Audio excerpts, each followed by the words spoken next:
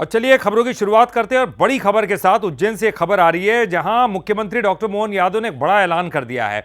OBC आरक्षण को लेकर सर्वदलीय बैठक बुलाएंगे। बड़ा ऐलान किया है ओबीसी आरक्षण को लेकर। हमारी पार्टी 27% ओबीसी आरक्षण के पक्ष में, ये मुख्यमंत्री ने कहा है। कांग्रेस से आह्वान भी किया है कि चलो आपकी बात मान लेते हैं, हम मिलकर ओबीसी आरक्षण के लिए कोशिश करें। बीजेपी ने समाज के हर वर्ग के लिए कोशिश की है। 23 सितंबर से आरक्षण पर कोर्ट में रोज सुनवाई होगी, तो ऐसे में ये बड़ी बात जो कि मुख्यमंत्री ने कही है और कांग्रेस से आह्वान किया कि चलो आपकी बात मान लेते हैं, सर्वदलीय बैठक बुलाएंगे और साथ मिलकर ओबीसी आरक्षण के में बात करेंगे। देखिए 27% ओबीसी आरक्षण के पक्ष में है सरकार, ये कहना है मुख्यमंत्री का। 23 सितंबर से आरक्षण पर कोर्ट में रोज सुनवाई होने वाली है।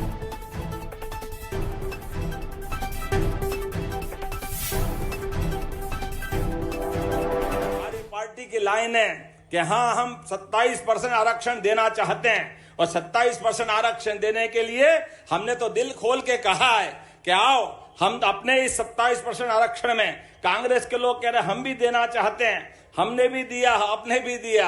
हमने कहा भैया आपकी बात मान लेते हैं, कल सर्वदलीय बैठक बुला लेते हैं। सर्वदलीय बैठक में आपका वकील भी, हमारा वकील भी, जब सुप्रीम कोर्ट ने अब तय कर दिया है कि 23 सितंबर से डे टू डे की तारीख लगेगी, तो अब हमारी तो सद्भावना है कि आओ हम मिल बैठ करके एक साथ लड़ें।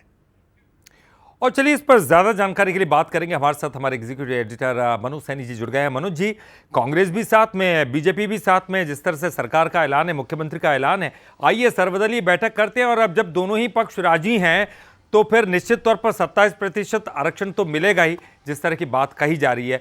लेकिन क्या कुछ कहा जा रहा है, क्योंकि ये एक बड़ी पहल है जब वो कह रहे हैं कि आइए सर्वदलीय बैठक में। स्वागत है आपका। देखिए, मुझे लग रहा है किसी मुख्यमंत्री का ये इतना खुलकर कहना किसी मंच पर कि हम सर्वदलीय बैठक के लिए तैयार है, आइए हम सब मिलकर 27% आरक्षण की, तो इसका मतलब तो साफ है कि सरकार की जो मंशा है वो 27% ओबीसी आरक्षण की है। पहले से सरकार सुप्रीम कोर्ट में अपना पक्ष रख चुकी है, उस पर सुनवाई भी हुई है और अब जैसा कहा जा रहा है कि डे टू डे सुनवाई 23 सितंबर से होगी।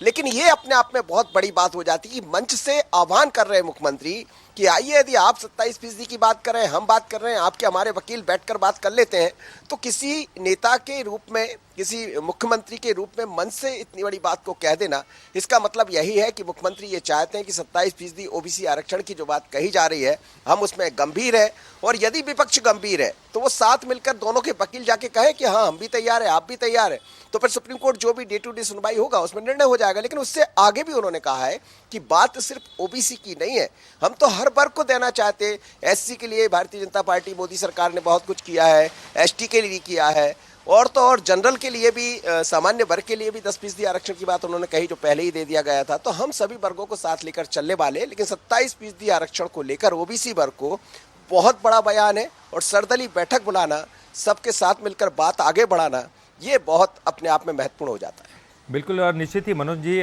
निश्चित तौर पर उन्होंने एक गेंद जो है वो कांग्रेस के पाले में फेंक दी, विपक्ष के पाले में फेंक दी।